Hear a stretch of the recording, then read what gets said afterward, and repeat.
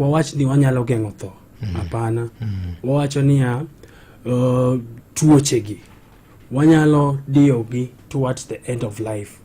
Iwinjo iyudo ni ng'ato kotho sani tiyudo the last 20 years en ng'ama osebedo on and off the hospital.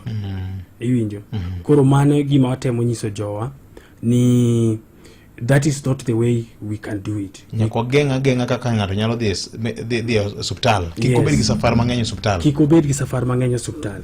To biro to okonego beni be wa approach ni koro wase give up. Ni koro onge gima wanyalo timo. Adong ne tho kende. Apana. We have to fight. To nyaka wabed gi the will to live.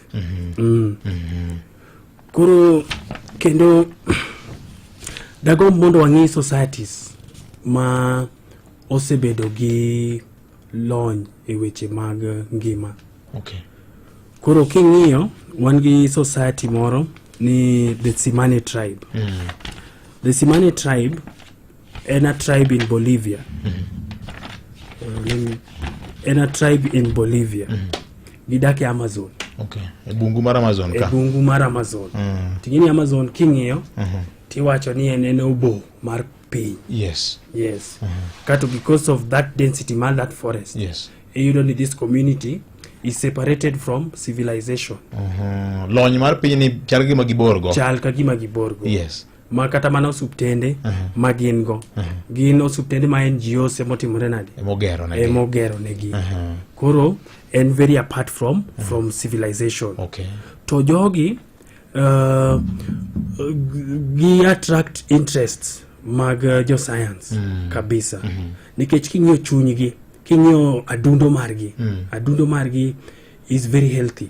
Yudo ka ng'ato is 60, 70, 80 to heart ne chalo mar ng'ama ni 40. Brain ne pod ler. Nikech ng'ini brain ni the older we grow be yudo ni brain be function mar obwongo timore nade? Dok piny. Koro yudo ni ng'ato wiye wil mang'eny ma samoro nikech ndalo sekalo. Kato wiye wil mang'eny samoro kata dala ok odogi. Nyaka ang' manye. Yes. Koro that society they have very little incidents magik machal kamagi. Okay. Yes. Koro most of bedo ni koro gidak machiegni gi bungu to kendo lony ni pok odonje gweng'no ahinya. Yes.